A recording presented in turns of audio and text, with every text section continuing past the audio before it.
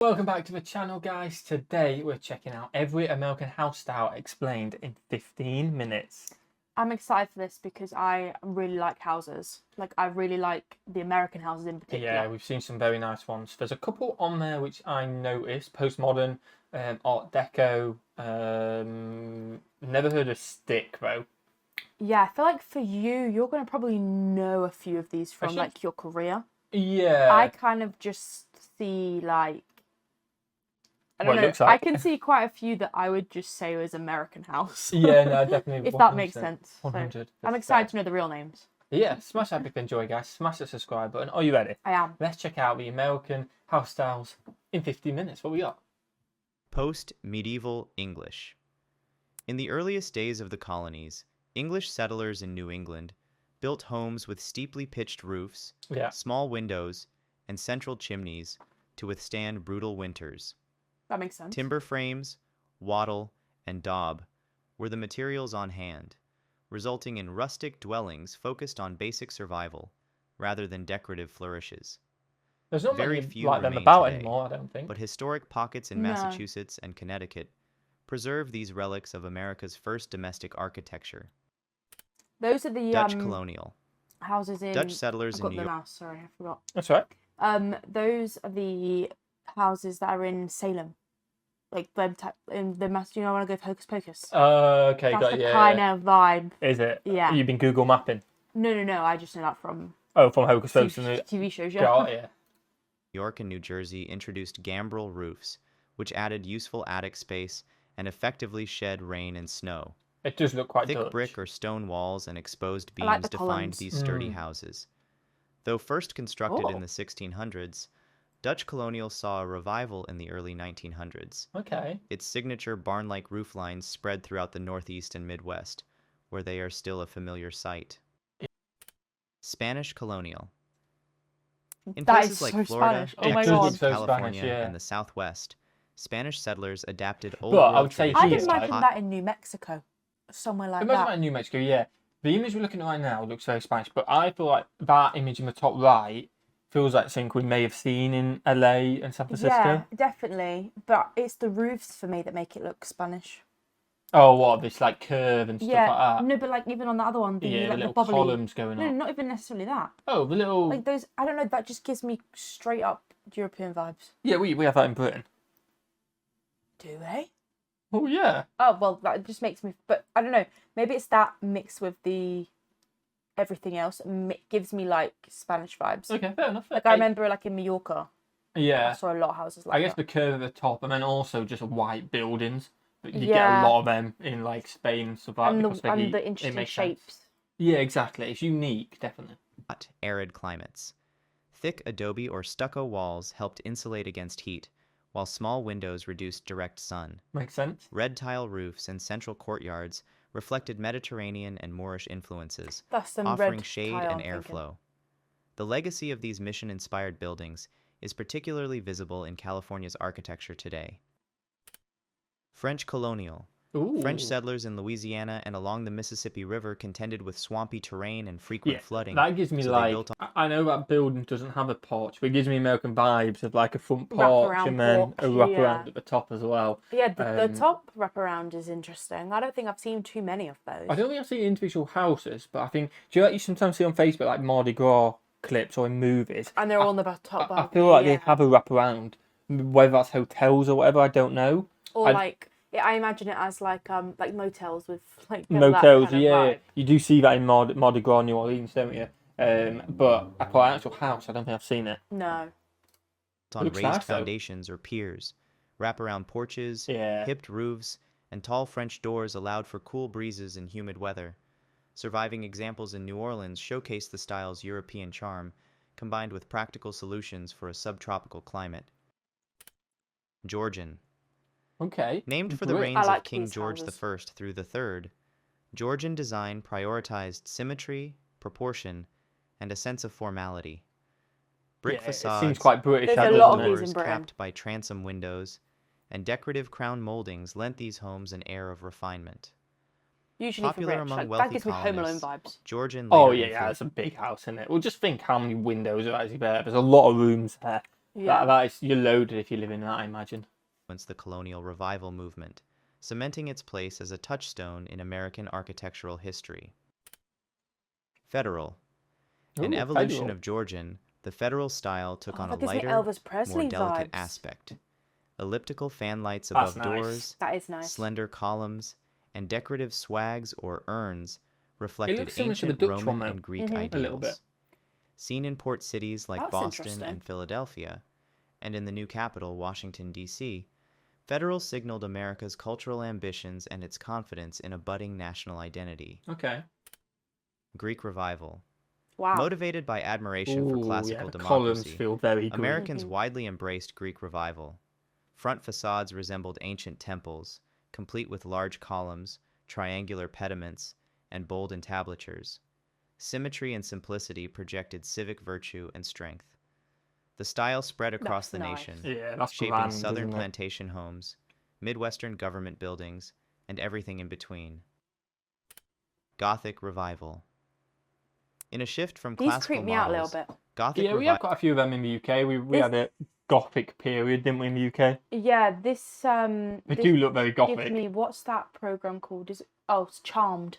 I was going to say, it could be any programme No, ever you're Charmed, speaking about. don't you think? I can't remember. This I kind have of watched thing. Charmed, but I can't remember. It's a long time Yeah, ago. this kind of thing. Does it? Yeah. But I suppose that's Witches, isn't it? So, and then this Gothic kind yeah. of links to Witches, makes sense. You I think feel that? like I feel like we might have seen some of that in San Francisco. Oh, definitely. Definitely some of us in San Francisco. Revival reached back to medieval Europe for inspiration. Steep gables, pointed arches, and ornate wooden trim created a dramatic fairy tale look. Decorative elements like finials and stained glass windows enhanced the romantic atmosphere. Particularly popular in the Northeast and Midwest, Very Gothic funky. Revival offered a spirited contrast to the neoclassical architecture that preceded it. Italianate. Ooh. Inspired that's by country interesting. villas of Italy, Italianate dwellings featured tall, narrow windows, often arched, topped by decorative crowns. Overhanging Wow. eaves supported by large brackets and the occasional rooftop cupola underscored the style's rustic elegance. Okay. Growing American cities like Cincinnati and Chicago embraced Italianate for its combination of sophistication and adaptability, Yeah. helping it become one of the most common 19th century styles. Stick style. Stick. A That's transitional weird. Victorian-era mode, stick style emphasized the home's wooden framework by applying vertical, horizontal, or diagonal boards onto exterior walls for decoration. Oh, Gabled okay. roofs, I don't overhanging think- eaves. Do we call that stick in the UK? Obviously, it's very Kind of Tudor. borderline Tudor, yeah. That's what I Yeah. was gonna say. A bit Tudory. Very Tudor vibes. I don't know if we call it stick. Maybe we I do. think we call it Tudor. Yeah, I don't know if Tudor's a little bit different, but it looks Tudory, doesn't it? Looks Tudory. Obviously, Tudory I think is normally more white, isn't it? I think It's usually black. black and white. I think, but I like the but pattern maybe a on little the bit roof. brown because the wood. But yeah, that is funky pattern, isn't it? And exposed trusses further accented the structure beneath the surface. Though less ornate than later Victorian designs, stick style helped pave the way for the more exuberant shingle and Queen Anne movements. Second Empire. Recognized by its mansard roof, Ooh, that's a an big idea house. borrowed from France's Second Empire, But they're like the stairs. this style freed up Yeah. additional living space in the attic. Facades were elaborately decorated with iron cresting, dormer windows, and ornate brackets. Just feel Empire is quite the right Popular in word. urban Yeah. centers like New Orleans and New York, Second Empire lent a distinctly Parisian sophistication to the American streetscape. Shingle style. That doesn't sound Mostly good. found along the All I coastal keep thinking about is Shingles is shingles. chicken pox for adults. Yeah, is For us, it I don't in know the if you US? guys call it that, but Let us know in the chicken- yeah. comments below. chicken pox for adults is shingles. Yeah, let us know if you call it that. Northeast. Shingle style offered a more subdued Victorian look, wrapping homes in continuous wood shingles that smoothed out corners and seams. These sprawling, often Okay. asymmetrical residences favored open floor plans, porches, and an informal relationship with the landscape. The emphasis on flowing exterior surfaces created an organic, beachy vibe that contrasted with the fussier ornamentation of the period. Queen Anne. Epitomizing Victorian Wow. opulence, Wow. Queen Anne went all That in on It's a asymmetry, big house. with turrets, towers, and wide porches It's dominating like the a facade. restaurant. But like say with a turret, I was gonna say it looked like a mini castle with like just a turret thing, you know? Yeah, but like that is. It's a grand. If you live there, it You're might a be a queen. restaurant, but if you You're a lived queen. there, yeah, exactly, fit for a queen. Decorative spindles, fish scale shingles, and stained glass windows enhanced the visual Yeah, complexity. definitely got turret everywhere. Bold paint schemes highlighted each architectural flourish. San We've Francisco's been there. painted ladies stand as iconic reminders of the Queen Anne passion for maximal They detail weren't those and colours flair. though. I I think thought there was pinks.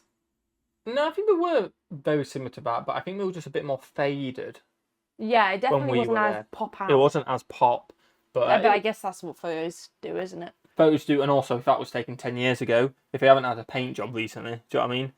And it was very popular. A lot of people were there to see them. Loads of people. Yeah, I enjoyed seeing them actually. Mission Revival.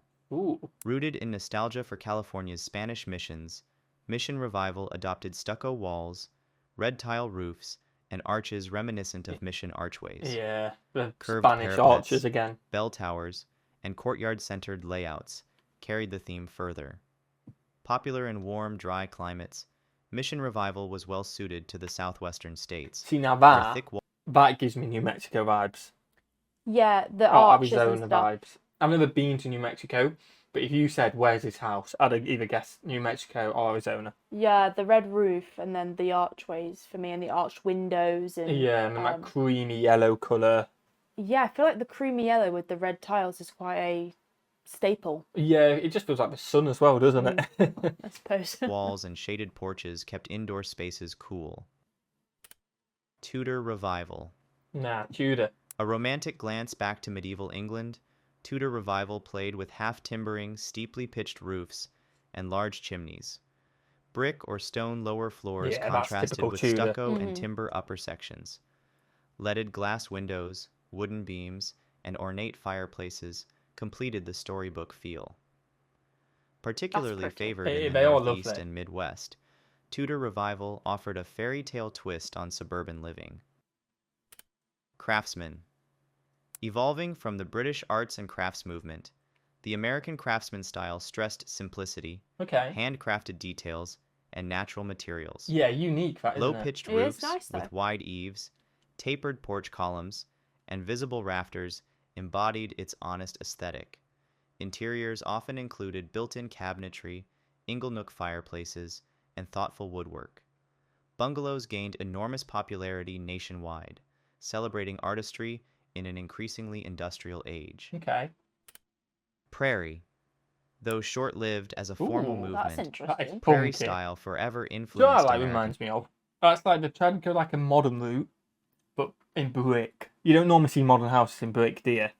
Yeah, but I can't tell where the inside is. That the glazing's there. You can see like that is glazing there, isn't it? So that's like the front garden bit. Yeah, I guess this is porch. It's like they've attempted a modern, but instead of using render, they've used brick, and it looks quite weird.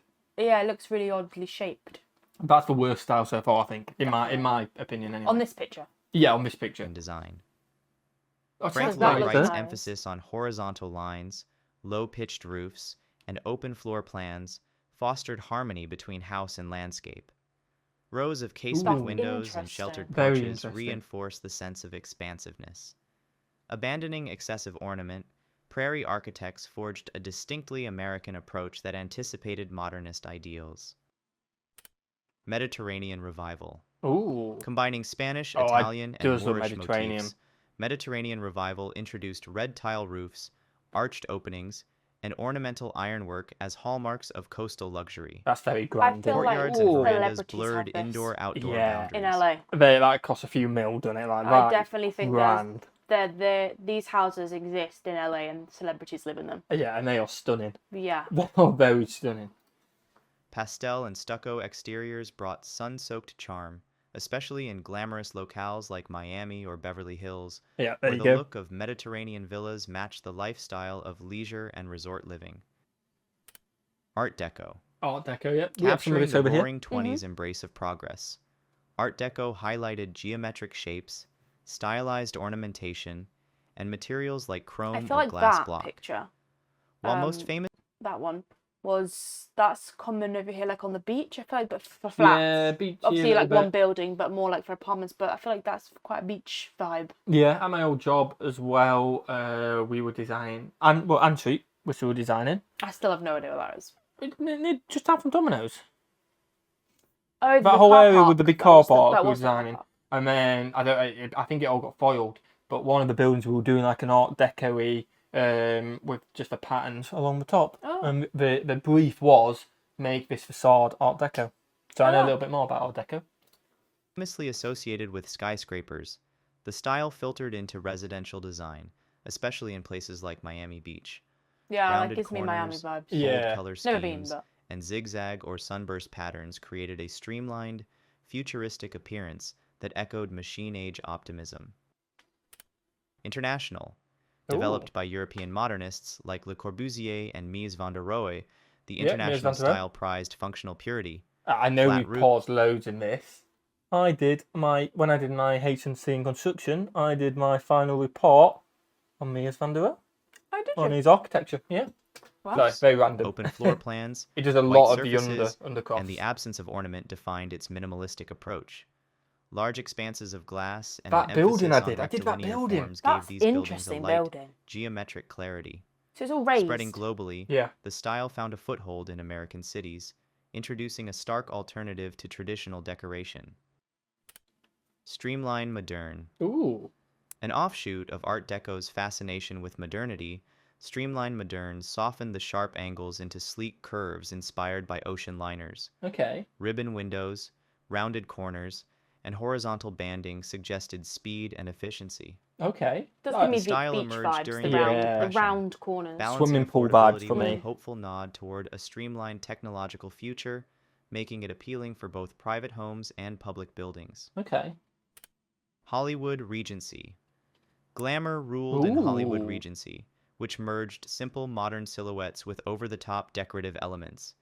Mirrored panels, glossy finishes, and theatrical flourishes drew on Art Deco, neoclassical, and global styles.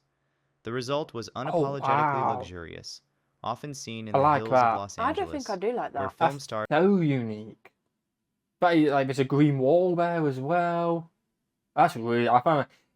Is it that windows with shutters? Yeah. Yeah, but I don't like that. And the door is tiny. Yeah, the door is so small. And obviously, if it's I wouldn't want to be carrying all my Hollywood luggage and my Hollywood shopping through that door. I'm imagining though, you're going through and that's the top floor, and you're on a cliff edge, and you go down. You got like beautiful views of LA or something like that. That's what I'm imagining.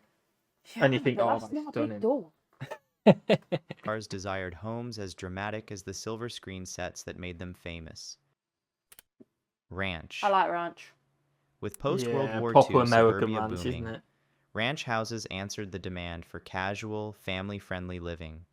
Single-story layouts, open interiors, and attached garages fit perfectly into the car-centric lifestyle.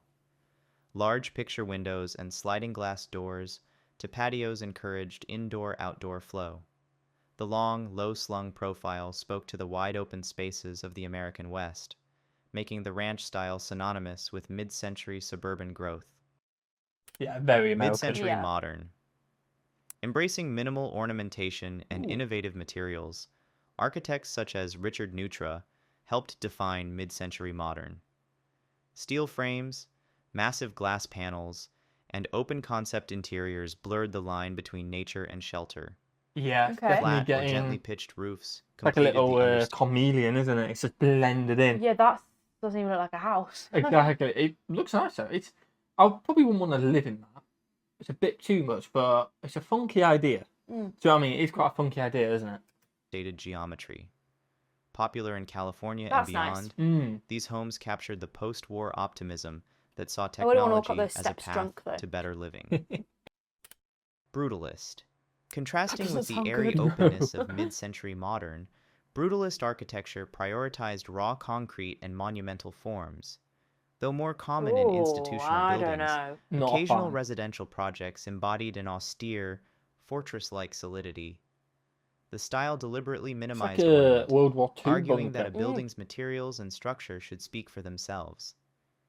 Critics found it heavy and uninviting, but admirers praised its honesty and boldness.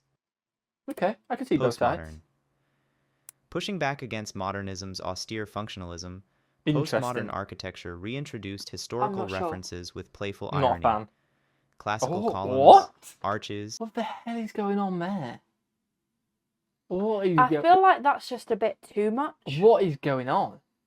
It's funky. If you're walking past that, you go, "Oh, that's quite a cool building." Yeah, you would, but if you lived in it, that's got to be commercial. There's no way people are living in something like that. That's a house. I'm pretty sure that's commercial. That could be offices. It could be all sorts. Kind of gives me a bit of airport vibes. It does. I think it's that middle bit thinking that's the the tower. Tower. Yeah, definitely. And decorative details reappeared, but in unexpected ways or exaggerated proportions. Vivid colors and whimsical shapes invited complexity back into design. In residential settings, postmodern houses might sport a collage of styles. Oh my god, is it a cat? I think it is a cat. Oh, it is. No, it's got whiskers. It's got whiskers. It is a cat. There's the eyes, the ears, whiskers, and the paws. I mean, fair play. I wouldn't complain if I lived in it, but it's not for me. Not for me. I was going to make a really bad joke and I'm not going to do it. I'll tell you later. Balancing nostalgia. No, go on, you got to say it now. I actually can't. No, you got to say it now. No, I can't say it to them. Why? I can't. I can't. Blair. Let's keep going. McMansions. As suburbs continued to grow, I would have that. large-scale homes that blended elements of colonial, Tudor, and Mediterranean gained traction.